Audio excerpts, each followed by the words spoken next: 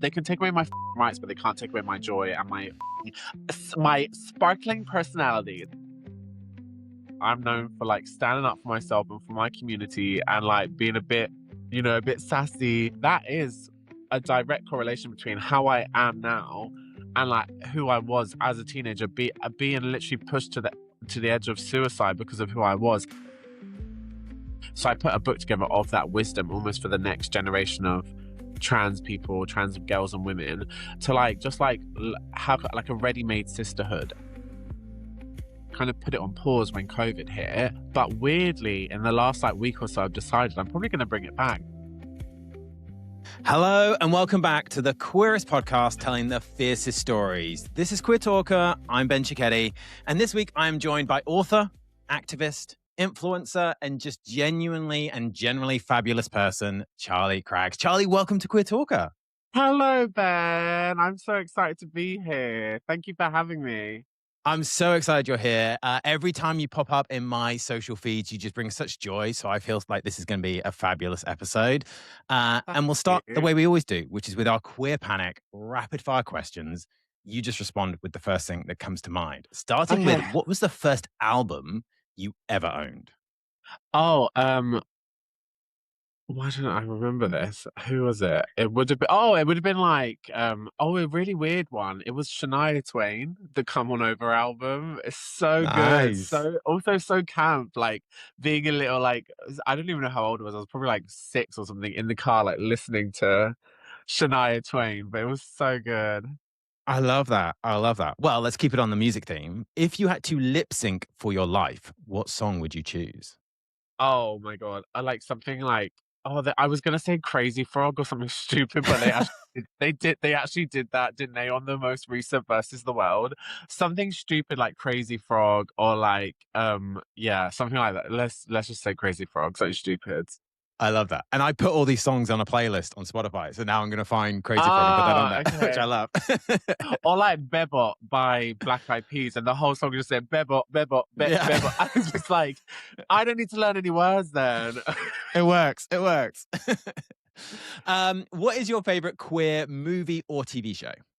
I mean, it's not like, okay, there's two. It's either Spice World, which isn't explicitly queer, but like it's queer because they're queer icons. That's my favorite movie of all time. Or Tu Wong Fu. I love Tu Wong Fu. And then third, like honorable mention, but I've never ever could watch it again, is Brokeback Mountain. Like it makes me want to kill myself, to be honest. Like, but I think it's so beautiful. Yeah, incredible movies. And I haven't seen Spice World in a while. I heard it's I remember it coming out on Boxing Day or something. And me and my sister went to go and watch it on Boxing Day. Like my poor mum dragging us to the cinema on Boxing Day to watch Spice World. Speaking of icons, who is your ultimate queer icon? You. No, but well, you as well. But okay, I think we've talked about this before. Is Nadia? My love for Nadia Almada, the winner of Big Brother, like just so important. Like the first trans person I ever saw, which gave me a word for how I felt when I was like just coming into my teen. I was like 11 or 12 at the time, and then just like also just the way she carried herself and just wasn't a victim in the house, and like was very proud of who she was and like stood up for herself. Just like I needed that when at that age I just started secondary school and was getting bullied. So like she's my number one. And her and Pete Burns joint number one. Yeah, I love that. Nadia is such an icon. Like I just have so much love for her. I think she's amazing. Have you had her on this? I haven't, which might actually quite nicely lead to my next question, which is, who is one person you would like to hear on this podcast? Well, duh, yeah. Like unless you can like bring Pete Burns back from the dead, it will have to be beyond me. But yeah. Okay, Nadia, look out. I'm sliding into your DMs and we're going to make it happen. And then finally, what is one word you would use to describe your childhood? Do you know what? I had such a happy childhood, weirdly. Like, and I think like so often queer people don't get me wrong, I had the worst ever teen years of my life. But the actual childhood, I was very lucky to be surrounded by like friends and stuff that like just no one in primary school like ever gave me crap for being effeminate, and like I was just very, and that was like growing up in like Ladbroke Grove's like a bit of a rough area, very multicultural, very working class, but like everyone just accepted me for who I was, and I had honestly the best childhood. Like I was head boy in school. In Nice. school, I don't know what George Glass in our school. I was like very like at home. Like I was just allowed to be who I was as well, and like so I'm very very lucky, very very lucky, because I know that's not the case for a lot of queer kids. Yeah, so I guess that's interesting, right? Because as you say, stories vary so much. Some people have these kind of fabulous, supportive childhoods, and then other people obviously do have challenges, or they feel a lack of acceptance, or they feel they have to hide a massive part of who they are. And I kind of have this theory that to understand an LGBTQ plus person as an adult, you do kind of first need to understand them as a young person. So for Yeah, that's really you, smart. what should I know about you as a child or a teenager to kind of understand the Charlie that now sits in front of me today? You are so smart. Do you know what? I've never, ever, ever been asked. I've done like 100 million podcasts, and you get asked the same questions all the time, and I've never been asked that. Um, and I think it's just really smart for like navigating the world right now with like there's a lot of like anger, there's a lot of like hurt and stuff. And like if we go back to childhoods, maybe we'll understand why people are the way they are. And for me, that's definitely the case because, like I said, I had an amazing childhood, but then I had the shock of my life when I went from that school to my next school, my secondary school, which was an all boys, kind of rough Catholic Mm. school in Hounslow. And I just got like bullied almost to the point where I would kill myself. And like I think that's why I am the way I am today, because people could look at me and be like, "Oh, she's so like," because I do a lot of like. It made me laugh when you were like, "Oh, every time you come up on my feed, I feel like joy," and I'm like, "Good for you." Well, I mean, I would hope that gay people feel that way and girls, but like for straight men, I don't think that's the feeling they feel. I think they feel like a visceral fear because I'm Yeah. known as like the clapback queen. Like I'm known for like standing up for myself and for my community and like being a bit, a bit sassy. And so I feel like that is a direct correlation between how I am now and like who I was as a teenager, being literally pushed to the edge of suicide because of who I was. I'm not going to take things lying down now. Like I'm Mm. like, like a dog that's been abused. Like they're going to bite back. Like they're like, I'm not sorry, but like I didn't have the luxury of being like soft and like, hi, I'm Charlie. No, I'm Charlie. Like, and I've got like, so like I think that's why I am the way now. And massively is also, like I said, because of people like Nadia and Pete, like seeing them how they handled themselves and like standing up for themselves, especially like when I was watching them, both of them on Big Brother. It was just like really important for me to see that you can be LGBT and not have to be a victim, but because you're going to be victimized. You can't help, you can't you have no control over how people treat you, but you have control over how you respond. And like Yeah. seeing them respond with like full like owning themselves and like standing up for themselves and not backing down was like so important to me. And like I just want to be that now for people coming up behind me and looking at me and being like, oh, I can stand up for myself because Charlie stands up for herself. And it was really nice. I told you this at the event we mentioned the other day, that Nadia said on a panel recently that I remind her of a younger her. Isn't that And amazing? that is the best, like that's the only stamp of approval I need. That's like, yeah, that's the best thing that's ever happened to me. Yeah. And you mentioned Nadia a couple of times. I'm just super fascinated by it because I have this kind of feeling that, I don't know, I feel like she doesn't get the flowers she deserves when you consider not only did she compete on Big Brother, she competed on Big Brother at a time when it was the biggest Yeah. show in the UK and then won what's essentially a popularity contest. And by the largest margin, like, did you at the time? It was, I think, even to this day, she won by the largest percent. Like, it was It's the amazing. largest win. And it's kind Yeah. of crazy that we've gone from that to where we are now. And obviously, for you as a young person, seeing Nadia on TV, seeing Nadia living her truth, being her authentic self, what did that leave you with? Did it give you language that you could represent in yourself? Or what did what did young Charlie think seeing Nadia on TV, being truthful, being impactful, being powerful, and then winning one of the biggest shows in the UK? Yeah, it just like blew my mind because, like I said, it was the first time I had any idea that you could even be trans. Like, I knew obviously what gay was, but like, if you think this is 2005, Yeah. like we barely had any gay representation. Like, so like never, there was just no trans representation, and so like, oh, definitely not in my lifetime. I'd never seen a trans person represented in mainstream, and never even heard it referred to. So like, I just remember being like, oh, like when they said about her being trans, and I was like, oh, like, I was like, that's like, I didn't know you could do that, because in my heart of hearts, like I'd been for the last like most of my life, like the last like 6 odd years of my life, I'd been like wishing that I was a girl. Like from about the age of 4, I was like going to bed and like praying I'd wake up a girl. I was like Mm, raised Catholic, and like even like I remember like my mum even remember this. I told my mum when I was about that age. Oh, I just like in a throwaway comment, like, oh, I wish I was a girl, like, and like it's so pure and so innocent, because at that age, you first of all don't know that what you're saying is wrong, like, yeah. or wrong in society's eyes. Like, you also don't know that there is an option of you doing that. So it shows that, like, oh, like this is real, because they're not influenced by what's going around. Like, they don't know that you could do that. So it was just literally from my heart being like, essentially saying I was trans, and like, so seeing her, I was like, you can do that. And I just like, it probably just put like a seat. And I think at that point, even though I wished I was a girl, I had like, obviously I was like 11, I was 11. I didn't even think that like that would be like, I didn't think it was an option for me. But like growing up and like getting older, then I started realizing obviously that I had a word for it because of her. And just even like I said, the way she carried herself.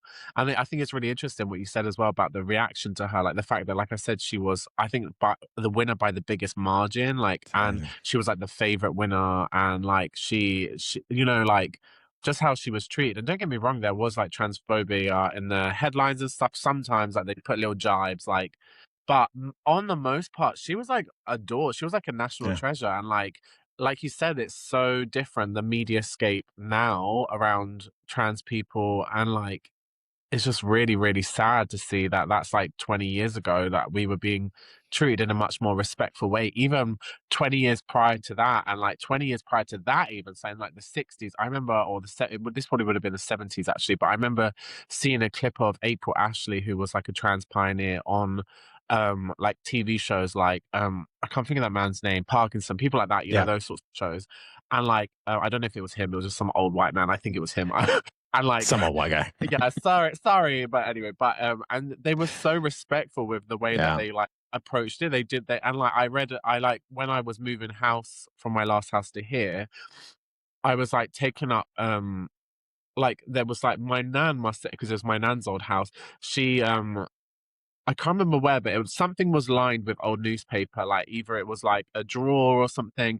And I was like, oh my God, it's an article about a trans person from literally, I'm not even joking, it was like the 60s, 70s, something like that. And it was so respectful. It was Mm, like the end of it was all a bit like, oh, we don't understand this. But then the last line of the article was like, but surely we should have some compassion for someone who's gone through one of the hardest things someone can go through. And I was like, thank you. this is like, what, like, can we not just have a bit of compassion? Like the fact that people had that in the 70s, the 80s, even in the, and you just think it's just really sad that we've got to this place, and over lies as well, because Yeah. it's not rooted in truth or actual real problems. It's all like theoretical things, and it's really sad. It is really sad. And it's just so disappointing. I know they talk about kind of like momentum being like kind of a pendulum, and it swims forward and it swings back, and we're clearly swinging back. It just so disappointing to me that we are swinging back so hard. And I also think, and I've said this before, I find it so crazy that the people who are arguing so hard against trans rights and non-binary rights can't see how clearly they're on the wrong side of history. Like anytime you looking back in history, anytime someone is fighting against the rights of a group of individuals, they're always in the wrong. We saw it in the 80s with gay and lesbian people. We saw it in history for people of color. Like they just can't see what's so clearly in front of my eyes, that you're on the wrong side of history and you need to get on the right side of history. Also, with this, I also think they're really stupid, because in the past, like, yeah, it was completely wrong, but like they weren't going to be impacted by their ignorance. Whereas now I'm like, sweetheart, you do realize that like bodily autonomy, this is what you're fighting against. It affects you. And like if you don't think that the state want to control your womb, my darling, Yeah. like if you don't think like that abortion is fucking illegal in America now, and that if you don't think that the same people who have conspired to make what's happening now with the trans thing going off, they're the reason. Like there was a like a conference in 2012 apparently, look into this, but I heard someone talking about this recently at the parliamentary trans thing they had, and I forget her name, but she was saying how like in 2012, like this group of really like conservative Christians got together and they like planned how they can like derail the queer community and like basically get our rights taken away from us. And they've funded literally millions, like you can do the research yourself, but like they funded millions into this, and they were like, oh, we have to start with trans because the gay community are too well accepted at this point. This is in 2012, like I said, gay marriage was on the horizon, and you know, like that. And they were like, we can't go for the gays, but we can go for trans. And the way to go for trans, and they literally are the ones who thought of this, they were like, we can make it a feminist issue and pitch trans women against cis women. This is literally their plan. And they sat back and waited over 10 years for this to come into effect. Like they have like literally sat back and just funded it. And like, it's correct. And you can do all the research yourself. It's literally there. A lot of it's documented on Facebook, the transgender issue as well. And it's absolutely wild that like you said, that these people are like buying into it. But I'm like, you do realize the same people who, like the crazy Christians, and I say this as a Christian myself, but like the crazy Christians who are trying to like, you know, take our rights away are also the ones who want abortion to become illegal, and they've got their way with that in America. So like to the transphobic women over here in the UK who are like moaning about like stupid things that like don't even like, they're not even based in fact, they're just based in theory of like, what if this happens? Well, it's not happening, so we're clearly not your problem. But you know who is your problem is like straight men. Maybe you should like focus some of your energy on them. Like it's crazy. And maybe you should, rather than funding all the like anti-trans stuff you're funding, like JK Rowling's women's fund, that's like literally a fund to like take trans inclusive businesses to court. Maybe you should save some of that money, sweetie, because your womb is going to be fucking owned by the state very soon, and you're going to need that money for like actual court cases that actually matter. Not like, oh, I feel scared that like a trans woman's in my toilet when we've been in the toilet with you for literally like fucking decades, if not centuries. Is crazy. It is crazy. It's also so interesting that you say the fact that it did become a feminist thing, because it does seem to be the obsession is with trans women, and trans men almost get no part of the conversation. And when there was a journalist interview where they pointed out, well, you know, trans men are now legally going to have to walk into women's bathrooms because that is the sex they were assigned when they were born. And the politician was like shocked by this idea that trans men even existed. And it's just like, how have we got here? Yeah, I saw that. That was so funny. Insert clip. It was so good. I think it was Dawn Butler who shut him down. So like that clip's on Dawn Butler's page. So if you just Google that, it was so good because, like you said, it has just become about trans women, and it's crazy, yeah, because and they want to have it both ways, like because they're now saying that like trans women aren't allowed in the women's bathroom, but also a trans man can be denied, and it's like, well, how is that allowed? Like, surely it's Where are like they one gonna go? rule, blanket rule. You can't say that that's a woman. Like my best friend Kenny Ethan Jones, big ripped trans man. Do you know what I mean? You can't say that I'm a man, but also he's a woman, and then say, but he's not allowed. She isn't allowed in the women's bathroom. If Kenny's a woman, should be in the women's bathroom. You can't have it both ways. So I just think it's absolutely nonsense. And like I said, I would at least understand it if it was rooted in like, oh, we've had a lot of cases of trans women doing stuff. First of all, they're not even saying it's trans women doing stuff. They're saying that men could do stuff. But even then, so we really don't have a problem with even that. Like, it's really not like a massive epidemic of like, oh, men are dressing up as women and going into the women's bathrooms and raping women. Like, you don't hear of that really. Like, so it's not an epidemic that needs this much like you know, attention in the media and like legislation, and like, you know, it's just absolutely wild. Almost like perfect example as well is like the sport. Like there's so much talk about trans women in sport. What trans women do you know who are playing sport? Like we were the gay kids in school who were like not playing sport. Now we have fucking estrogen making us fat. I'm a size 16. I have big tits and a big ass. Who is running? Like, literally, it makes me so angry. And then it's not just me, because it's also like they did this whole thing of banning trans men from the next Olympics. That affects all of one athlete in the whole world. And you would think, from the amount of media attention this gets, you would think it affects like 50% of the athletes. It's so wild. And these women are so stupid. Like I said, like the deflection and the distraction technique of it being like that we're the issue, when the real issue is, like I said, bodily autonomy, and yours is getting taken away from you. And like, I'm gonna laugh when it happens, because I'm like, well, we warned you, and it's crazy. Yeah. And also, spoiler, the problem with all those stories we think about cis men dressing up as women to get into women's toilets is cis men. So the problem isn't trans people, cis men, once again, which seems to be maybe a story of history. Yeah, I think there's a running theme here. It's crazy. Also, the fact that like most trans girls I know were again gay boys pre-transition. I don't understand like the dissonance of like understanding that I'm actually not interested in you, and also bring it back to your community, Ben. If we're really gonna ban people from toilets because they could be like a sexual threat.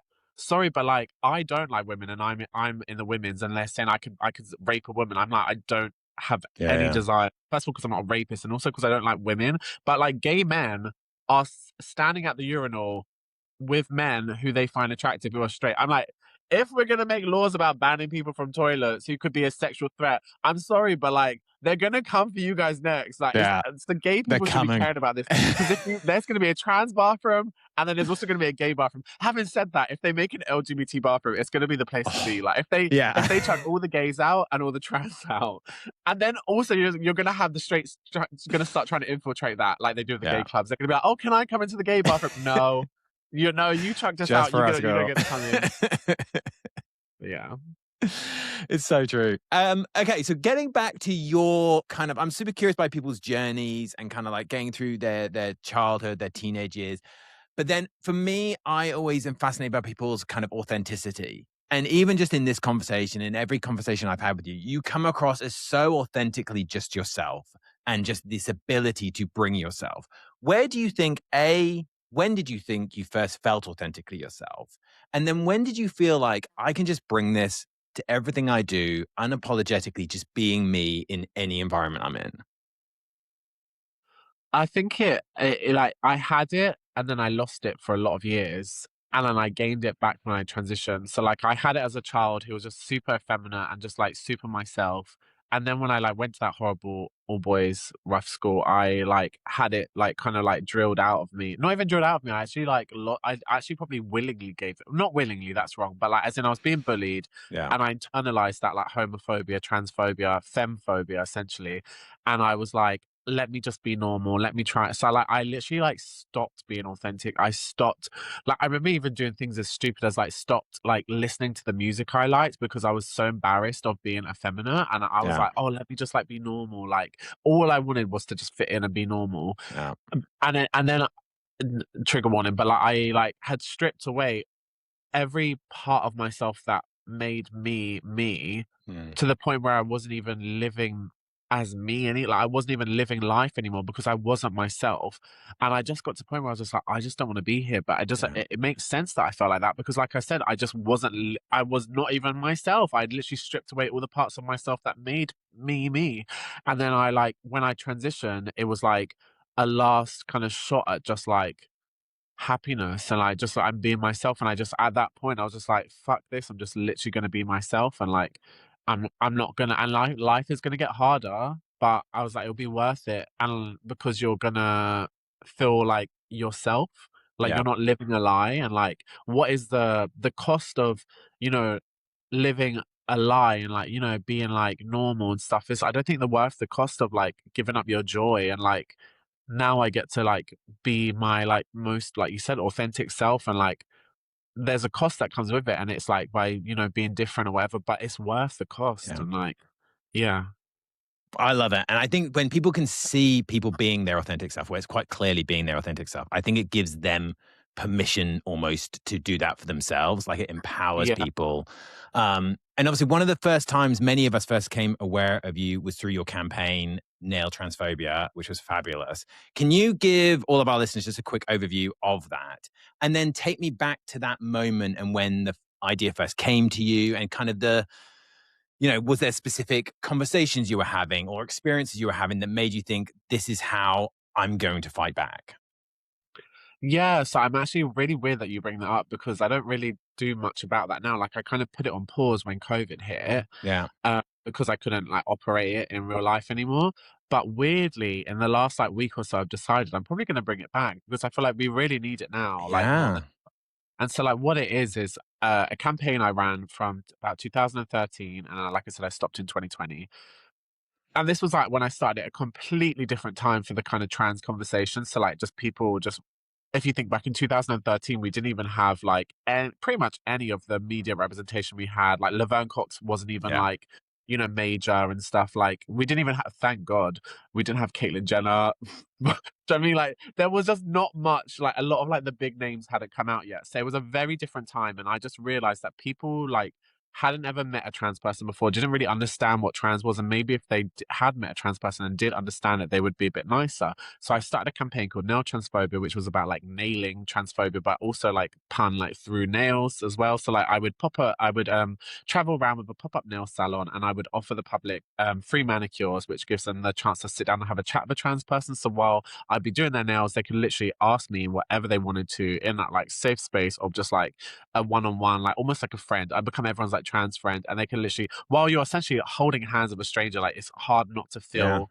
their humanity. So while we'll be sitting together for like one-on-one for like 20 minutes and like I said, holding hands, I feel like, and I was always right because by the end of it, like they would go away and they'd almost be like a friend. They'd be like, we'd have a hug and they'd be like, oh my God, it was so nice to meet you. Like you really helped me understand. And like, and you just know that you're putting one person out into the world like at a time who's going to like make ripples, make waves. And like, they'll like in their own lives, like if they're with their friends, and like this was, like I said, at a different time when maybe people were a bit more ignorant and a bit more rude, but like I would hope that if they're around their friends and they have their friends like, oh, that's a man, that's a tranny, that they'd be like, Yeah. babe, like that's not nice, like, or like around their family who don't understand things, like about like pronouns or whatever, like just, and I felt like I don't even feel like I know it did that good because I'd get messages all the time, and I was very like lucky that I got a lot of press and a lot of awards with this campaign, and then I just stopped it because as well as COVID, it just like life took a big turn in the way that like the ignorance around trans people wasn't just ignorance anymore. It was like malicious. It was like, we're choosing. We know you want to be called she, but we're not calling you she because a man is a man and da da da da.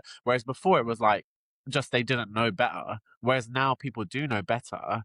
And like the people who are being like transphobic, it's actually a choice that they're choosing to be transphobic. They're choosing to like, not just misgender us. I couldn't really give a fuck about anyone misgendering me, but they're choosing, they're taking our rights away. Like they're Yeah. literally saying, you need to be in the men's toilets. Essentially pushing us out of public life. Because if you can't go do a wee while you're in public, do you mean, what am I going to do? Like, you just got to stay Yeah. home or something. Like, so it's just a very different time. So I've kind of decided that was when J.K. Rowling started kicking off as well. When I had it on pause, and like it just felt like the conversation took a real shift for the negative.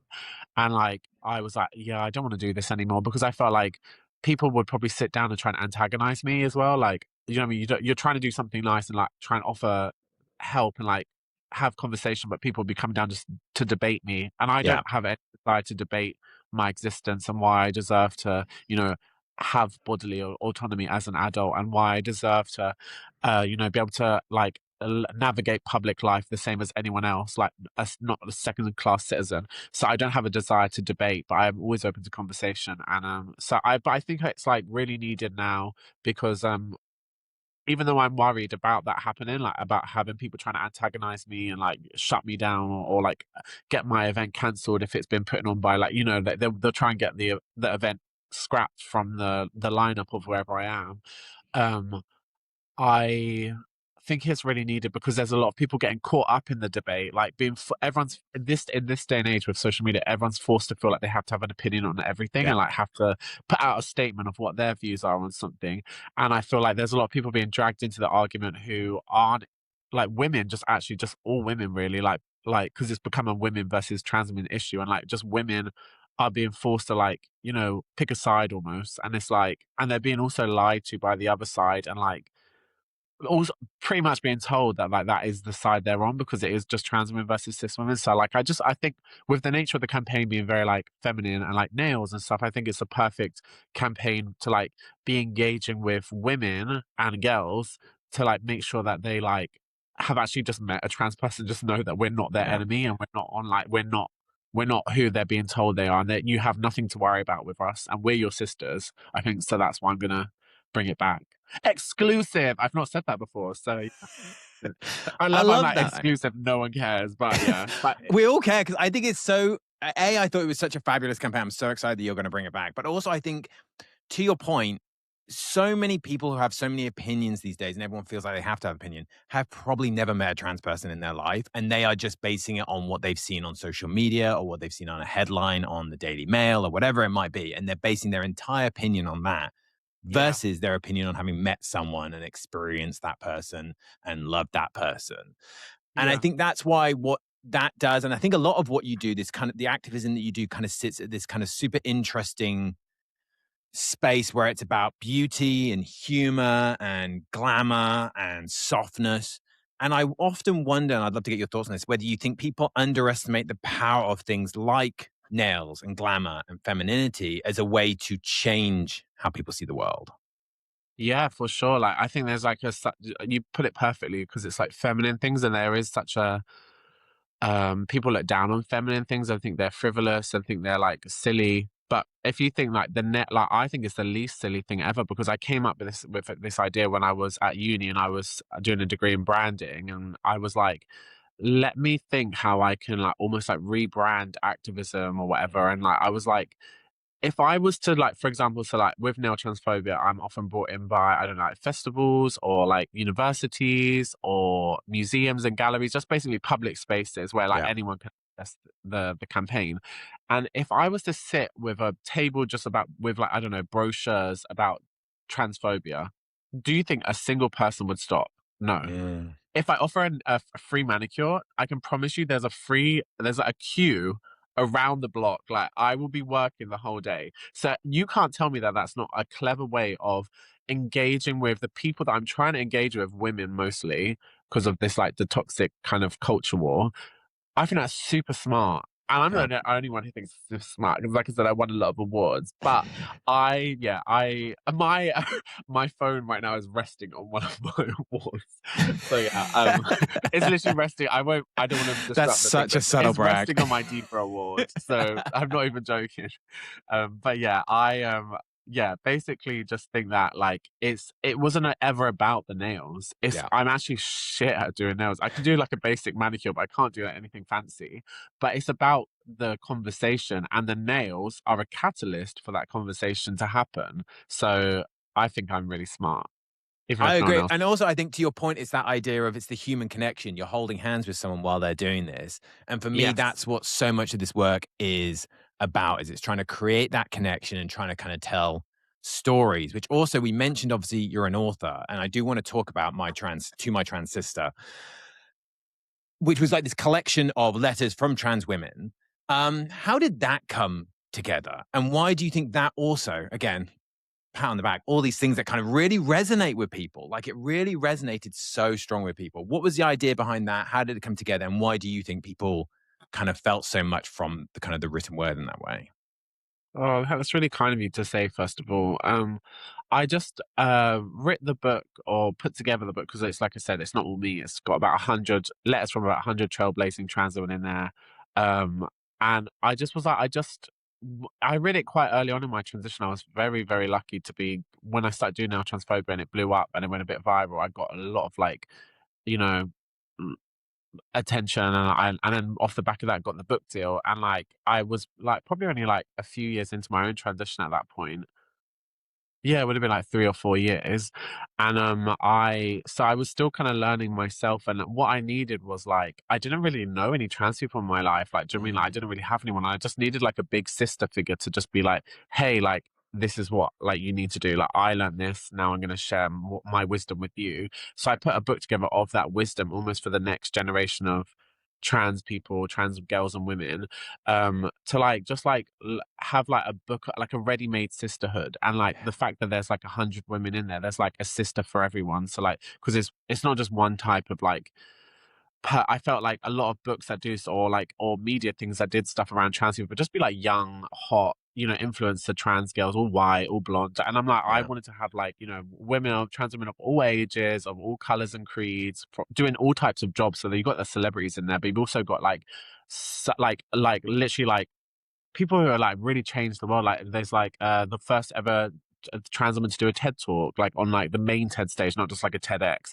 Yeah. And like her name is Kate Stone, and she's got a PhD from Cambridge, and she's a physicist, and like she's got an amazing job at like, and like, so people like that, and then like people who've been in the army and like been in those sorts of spaces, and sports people, and like religion. There's like priests in the book. Do you know what I mean? Like just like people who are at the forefront, and just doing completely different things. So I feel like there's a sister for everyone, and just like sharing what we wish we could tell our younger selves to like help you not have to go through the same thing. Because like most people when they come out as trans, it might have changed now a bit because there are a lot more of us and there's a bit more of an online community. But back then, this is kind of like the early days of Instagram. Like it just wasn't the same. So like I just wanted people to not have to struggle the way I did. So I feel very touched that it has helped some people. Yeah, and again, it comes back to something we said a little bit earlier on, which is this idea of you can't be what you can't see. And so Yeah. many people, can't see themselves reflected in society because either it's not shown through media, or if it is shown through media, it's a very specific point of view through media.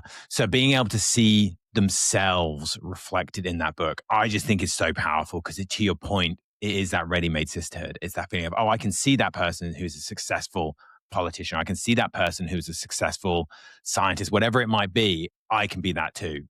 And that's Yeah. amazing. Thank you, babes. That's really, really kind. Also, another exclusive. I'm doing book number 2 at the moment. It's taking me 10. It's taking me 10 years, over 10 Okay. years. No, like literally 10 years actually next year. So like Wow. finally, I've pulled my finger out, and I'm going to do a second book, which is kind of a follow up. But it's actually this next one is going to be kind of like, so that one was like the trans issue by trans women for trans women. The next one is going to be the trans issue but kind of by cis women for cis women. So like, again, with me kind of Mm, like curating it, and like I'll write an essay at the start of every chapter, but each chapter is going to be on like the different debates, like the different kind of yeah. narratives around like trans women in sport, toilets, kids, I don't know, stuff like that. And then I'll have women who are again like trailblazers in their fields, working directly within those, in the parameters of those debates. So, for example, the chapter on sport, I've got a lot of friends who are like really high up sports people, footballers who play for big teams, and like Olympians even. And like I'll have them basically, I'll interview them and explain why it's all nonsense and that you have nothing Yeah. to worry about with us. So I feel like it will do good in the way of like um just like giving a voice to like, because I feel like the only time you hear of women, cis women talking in the media about trans women is usually when it's negative, because that's what sells newspapers. Like you don't ever get someone being like, hey, hi, I'm Frankie from the Saturdays and I actually think trans women are fine. Like Yeah. even if it's not like I love trans, even if it's literally just like I'm actually not scared of them because they're not, like you just never hear that. No one gets commissioned to write a piece like that. You only get, I'm scared about trans 4-year-olds chopping off their cocks. Literally, I'm not even joking. That's literally what fucking, Yeah. what's her name? The writer of Tracy Beaker said, that Jacqueline Wilson had a whole article in like Telegraph or somewhere where it was like, just absolute lies, first of all, talking about trans children having surgery and like just all negative. And you just think you would never just have an article of like, hey, I'm so and so and I love trans people. You just wouldn't have that. So I think this book will be a way of like the women in the public having another side to hear from for once, because they never get that positive or neutral side. It's only ever the negative culture war side. Yeah. I love that. I think that's a brilliant idea because it's so true. The negative is at our fingertips. That is Yeah. everywhere and it's so easy to get to. And I'm one of those people that I will often get asked questions. Like people, I'll be at a family meal and someone says, what do you think of trans people competing in sports? I'm like, well, I may not be the most educated on this, but here's my opinion.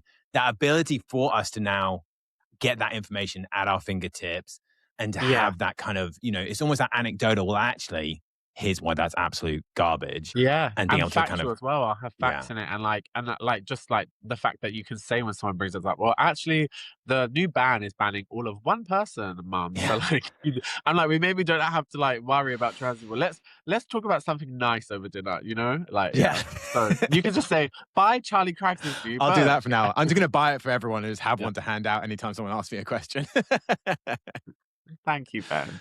But to your point, like if you follow like the news cycle, it does just feel like this constant barrage of negativity. But as I Yeah. said, when your content lands on my feed, and this is just my perception of how I feel, it just feels joyful. Even if it's tackling a challenging issue, it feels funny, and it's just really appreciated as that kind of, I guess it's escapism. And I'm wondering if Yeah. that's something you consciously try to provide through your content as an influencer, is almost content that can help people escape from the crap that's Yeah. everywhere else. Absolutely. I'm sorry, but like I'm not gonna be just like bogged down in like worry and like, it's even like when the Supreme Court thing happened and I did Yeah. loads of news around that time and I was on Channel 4 and, like, it was live and I think I gagged the newsman because he was like, "Oh, and how does this make you feel? Like, are you worried?" And I was just like, "No." I was like I was like "I'm bored." I literally said that on the news. I was like, "I'm really bored." I was like, "This is so boring." And I said, "What are you gonna do, like, arrest me?" Like, I was like, "This is just like I don't care, like, I'm not gonna, like, bow down and be scared the way, like, J.K. Rowling wants us to literally be like, "Oh, I guess Yeah. I can't go out anymore," and it's like, okay, like, who's gonna, like unless you're like me and, like, have a public profile, most trans women can still probably use the bathroom and just, like, blend in, like, and then we're not doing anything in there, we're just doing a wee and getting out, like, Yeah. so, like, it's really, like, I'm not gonna be scared, we have nothing to be scared of, and even if, like, the worst came to the worst and something bad did like, you know, if life got worse, I'm still not gonna be. I'm not gonna let them have that. They can take away my fucking rights, but they can't take away my joy and my fucking my sparkling personality. They can't take that away. Like even if I was in prison, I will be running that. I'll be the Beyonce of the prison. Like I don't, you can't. I think that's what we need to remember as queer people is like, because these people want to take away our joy, but like, and they want to like take away our pride and like not just the events of pride, which they are taken away, but also just like our pride in ourselves. And like, you can't let them take that. And so, like, when like I do my content online and it's like sassy and funny, I'm like, it's my way of, I don't know, just being like, I'm not gonna let you win. I'm not gonna let you think you're like you, whether it's insulting me or like campaigning to take my rightful way is gonna upset me. It's like, no, I'm gonna give you as good as you get. Like, I'm gonna go down fighting, but also like fighting with humor and make you look an idiot, and like, and we're all gonna laugh at you. We're gonna have a good laugh, like, just yeah, I I don't love know. that. I think it's so important. I think that ability to kind of bring humor and to give people that escapism. And it kind of, it's, I always think humor can be disarming. And I've interviewed comedians on this. Yeah, I interviewed Jordan Brown here and Mark Balestone and other comedians. And they all say the same thing, which is humor. If you can make people laugh, it instantly disarms them. And yeah, it almost opens up their brain to hear the real yeah. conversation and the real argument. So I think it's powerful. I think it's also powerful in that you're showing like when I do that sort of stuff, I'm like showing other trans people, and not even just trans queer people, marginalized generally, even Yeah. that like you don't have to be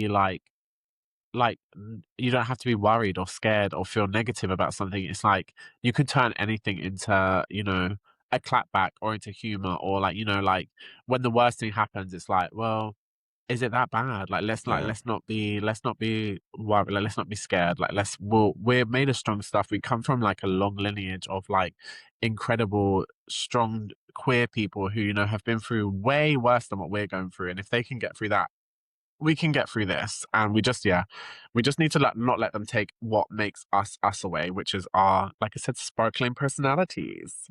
That makes me curious though, because, you know, when you become such a visible individual in the UK in the current climate, I'm so interested how you then protect your own joy because you come across as so joyful, you come across as so positive. But I can only assume at times it must get overwhelming with the news cycle. So, how do you sit back and say, I'm going to protect my own joy as a queer individual in this space?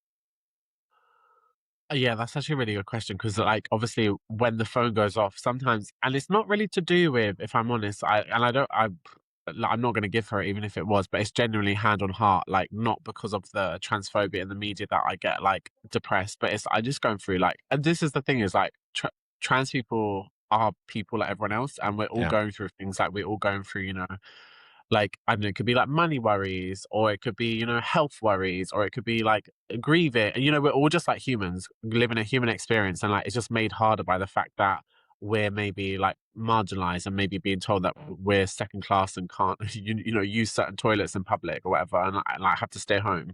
But, yeah, I think that's for me like the bit that I'm struggling with. But that's just like, yeah, that's kind of what I just wish people would like have a bit more compassion about.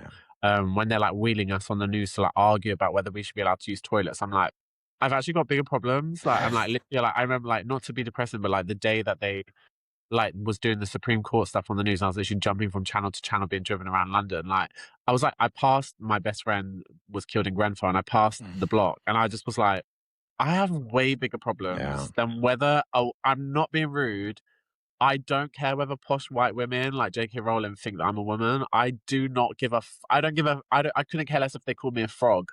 I do not like. Can I be? I like really, really do not care if someone thinks I'm a woman or not. I do not care. I have bigger problems. My friend was killed for being black and poor. Like, I do not care. Like, this country is so stupid. Like, it's like, you know, it's so just, it's the most British thing ever to be like debating what is a woman while we're not debating the fact that like people were essentially killed in their homes because they were poor and black mostly. So yeah, yeah, I don't know. For me, I'm just like, I just have bigger problems, and I'm just not gonna, I'm not gonna I'm not gonna like let the transphobes win. I'm just not. I'm like, even where like silly things like even it comes to mind, like when I was hate crimes and a guy spat on my face, I said like, I just wish I fucking caught his spit in my mouth and went, yummy. Like, do you know what I mean? Like, we have to find some humor in like, we can't be scared. Like, just like, yeah, I just think, yeah, we're made of strong stuff. I agree. I agree. And obviously, we started this conversation talking about your younger self. And so I want to end our conversation, talk about your younger self as well. If you could give your younger self one piece of advice, what would it be? And would it be different if I said, what advice would you offer to a young LGBTQ plus person today in 2026? My advice to my younger self would be, when in like 20 years, a guy is going to spit on your face for being trans, and you need to be really quick and you need to catch it in your mouth and say, yummy. No, well, I would say that, but I would also say, like, actually, I'd say fight back that night. Like, I was like the perfect victim and just like didn't. And I think that's what I've just learned in my career is just like, don't like, the sooner you can learn to stand up for yourself. This is what I'd say to my younger self. It's just like, you're gonna need to learn to stand up for yourself. And like, just as queer people, we just do. As marginalized people, we just do. So like, I think like the sooner you just learn to stand up for yourself, in whatever way that is, whether it's through humor, through, you know, sass, through like strength, I don't know, but like, you need to learn how to stand up for yourself. And I just would say that because like for a long time I didn't. And it was when I transitioned actually that I just was like, I'm not going to be a victim anymore, because pre-transition I was very, you wouldn't believe it, but I'm like naturally very shy and naturally very like not standing up. Like in school, I never stood up for myself. Like I was so like, until actually, like I said, I saw Nadia, then I would mouth back a bit. But like it, when I like now I'm a completely different person. It is literally just because like I just refuse to be a victim anymore. Like I said, what